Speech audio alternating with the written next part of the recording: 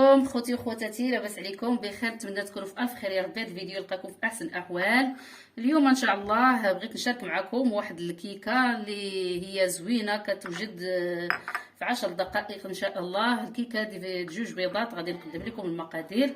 هاد الكيكه كتجي زوينه مفشفشه خفيفه وغزاله ديال الليمون. وهانتوما معايا غنقدم لكم المقادير. عندي هنايا بشور ديال الليمونه، وعندي هنايا جوج بيضات، عندي كاس هنا الا ربع ديال السنيده. غادي نضرب هاد البيض هذا مع السنيده، نضربو مزيان.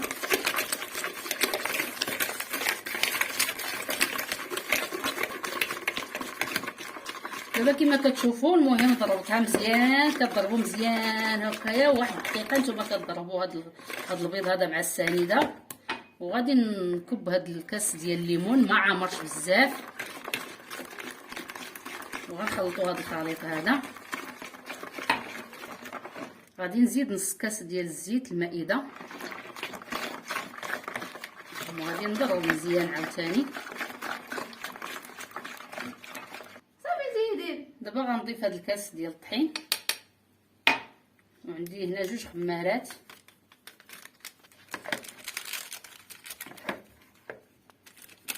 وهاد الخمارات هادو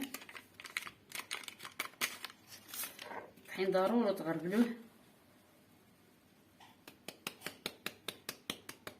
غنزيد الكاس الثاني فوق. ها هو دابا غادي نزيد نص بعدا، وغنخلطها بعدا الخليط ديالنا. عاد نكملوا الباقي. نخلطو مزيان هاد الكيك هادي. دابا غادي نزيد هاد الباقي.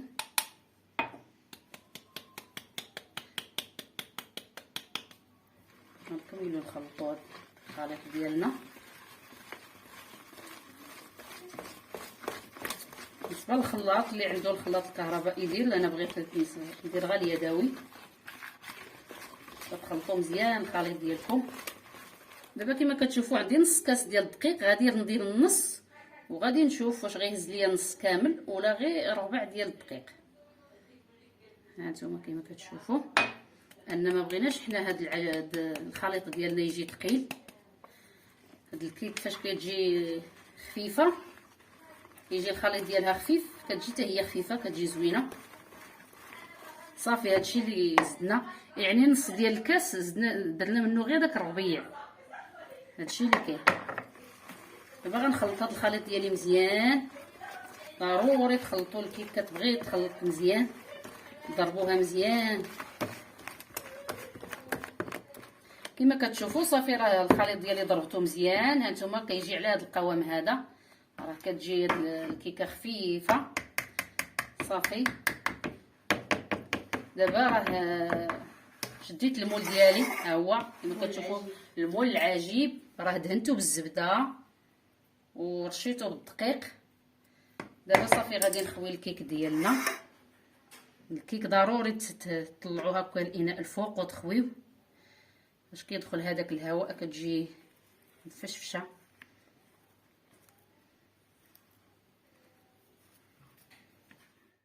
كما كتشوفوا صافي الكيك ديالي هي راه خويتها هنايا كامله. دابا راه غادي نشعل الفران وغنقصوا الحراره، تكون الفران منقوس مزيان. وغادي ندخل الكيك ديالنا من بعد ما طيب ونعاودو نتلاقاو. بالنسبه للكيك هو راه صافي راه طابت كما كتشوفوا. صافي دابا راه طايبه محمره، ما بغيتش نحمرها بزاف. دابا غادي نخليها تبرد. بالنسبه للمول راه درتو انا هنايا في كما كتشوفوا باش الفران ما يخطفهاش ليا. ها هي هاد المول هذا راه درتو في المقيله وخشيتو في الفران، لان هذا كيكون خفيف خفت لا تحرق ليا. دابا غادي نخليها تبرد وعاد غنقلبها، وبقاو معايا. بالنسبه للكريمه اللي غادي نضيف لهاد الكيك ديالنا كما كتشوفوا، بالنسبه للكيكه هي راه خليتها كتبرد. من بعد غتبرد انا غنوجد الكريمه. عندي هنا نصف لتر ديال الحليب، وغادي نضيف فيها السنيده. انا غادي نضيف هنايا 3 ديال المعالق ديال السنيده. معلقه راه ماشي كبار بزاف. وغادي ندير هاد فاني باش كنسمو الكريمه ديالنا. بالنسبه للكريمه اللي غادي ندير هنا، غادي ندير انا هاد كريم باتيسيل هذه اللي غادي ندير ديال ملفاي. هي زوينه، اللي ما عندوش هذه عنده مايزينا يديرها ماشي مشكل، حتى هي زوينه. هنا غادي ندير 2 معالق كبار.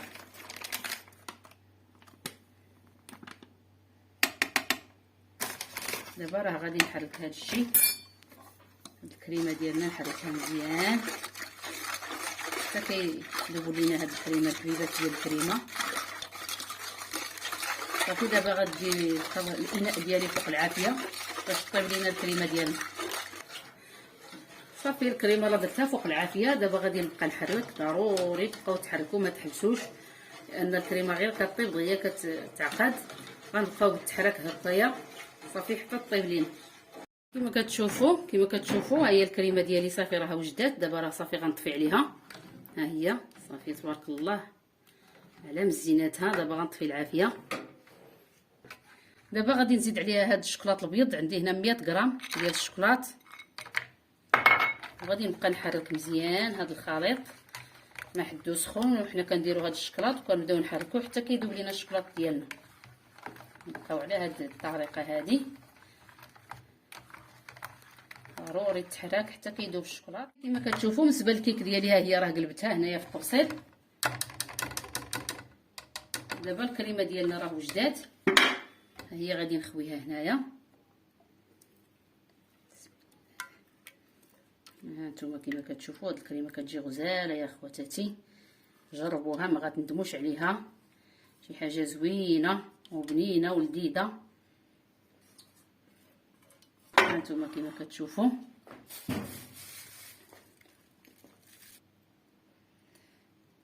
انا بغيت نزينها بهاد الشكلاط. عندي هاد الشكلاط هذا مصايبه،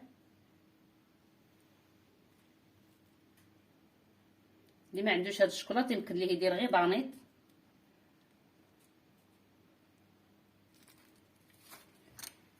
دابا غادي نمشي على هاد، انا بغيت ندير ليها على شكل ملفاي.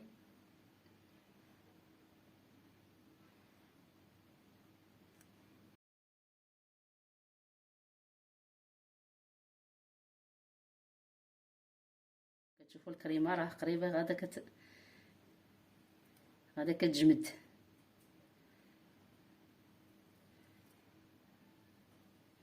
هادشي اللي كاين اخواتاتي. ها الكيك ديالي كيفاش زينتها هانتوما. انا ما بغيتش اللي بغى يسقيها من الجناب بالكوفيتير يسقيها، ما بغيتش انا نسقيها لانه هشيشه. وهادشي اللي كاين اخواتاتي العزاز، وهادشي اللي كاين. شكرا على المتابعه ديالكم، كنشكر الناس داخل المغرب وخارج المغرب، وما تنساوناش باللايك ديالكم والبارطاج الفيديو مع الاحباب والاصحاب. وشكرا لكم، الى الفيديو المقبل ان شاء الله.